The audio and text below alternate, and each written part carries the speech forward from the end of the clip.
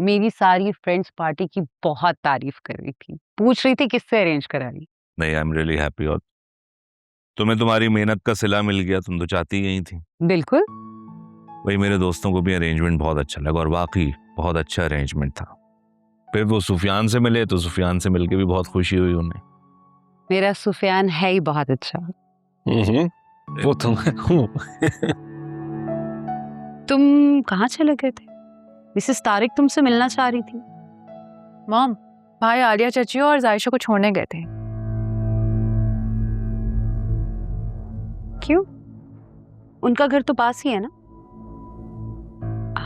I mean, खुद ही चली जाती, तुम्हें छोड़ने की क्या जरूरत थी? नहीं तो अगर चला गया शहरी तो इसमें क्या हो गया? नहीं, मैं सिर्फ इतना ही कहना चाह रही थी कि ये पार्टी सुफियान की ही थी और मेरी फ्रेंड्स उससे मिलना चाह रही थी, तो मुझे अच्छा नहीं लगा। I am really sorry mom. Actually Sayyeshaa और चची जान की कंडीशन ऐसी थी कि मुझे और किसी चीज़ का ख्याल ही नहीं रहा। कंडीशन क्या हुआ उन्हें?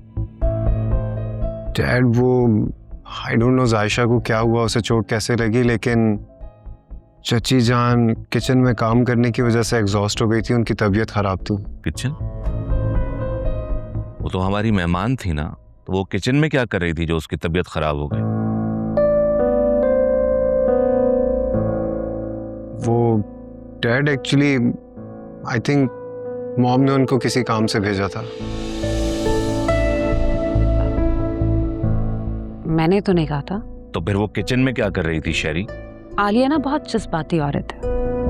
मैं सिर्फ तस्नीम से इतना कह रही थी कि अपने तो अपने ही होते हैं, तुम गैर हो ना जो किचन को इतना फैला के रखा हुआ है। आलिया थी तो इतना संभाल के रखती थी, तो शायद वो जज्बाती हो गई और घुस गई किचन में काम करने के लिए। उसके बाद चली ही गई, मुझे लगा कि पार्टी से बोर हो गई होगी। मैं तो खुद आलिया और जायशा को पार्टी में ढूंढती रही हूँ, फिर मुझे लगा कि वो किसी को जानते ही नहीं है तो बोर ही हो गए होंगे, इसीलिए चले गए।